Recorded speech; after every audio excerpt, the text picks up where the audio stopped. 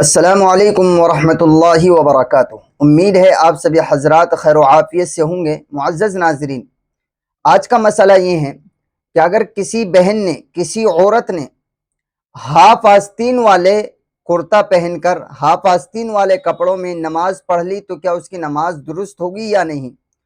تو دیکھیں، اس مسئلے کو اچھی طرح ہمیں سمجھ لینا چاہیے کہ اگر کسی بہن نے، کسی عورت نے، کسی ماں نے ہاف آستین والا کرتا پہن رکھا ہے، قمیص پہن رکھی ہے، اور وہ اسی ہاف آستین والے کرتے میں نماز پڑھنا چاہتی ہے، تو اس کے لیے ضروری ہے کہ وہ اپنی باؤں کو اس چادر یا دوپٹہ جو بھی اس نے اوڑھ رکھا ہے اس کے اندر دبکا کر رکھے جب نماز پڑھے۔ اگر وہ دوپٹہ جس کے اندر اس نے باؤں کو دبکایا ہے وہ ایسا موٹا ہے، یعنی اتنا بھاری ہے کہ اس کی باؤں اندر کا نہیں دیکھتا، تو ٹھیک ہے، اس کی نماز ہو جائے گی۔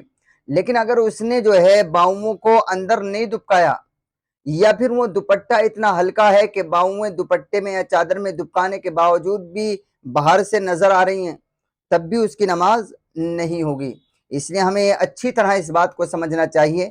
بہتر یہ ہے کہ ہم جب بھی نماز پڑھیں تو ہاف آستین والے میں نہیں بلکہ مکمل آستین والے کرتے میں، کپڑوں میں نماز پڑھیں، اور بلکہ عورتوں کو ہاف آستین والا لباس پہننا ہی نہیں چاہیے بلکہ پوری آستین والا لباس پہننا چاہیے، شریعت سنت والا لباس پہننا چاہیے، پردے کے ساتھ رہنا چاہیے، بے پردگی کے ساتھ نہیں۔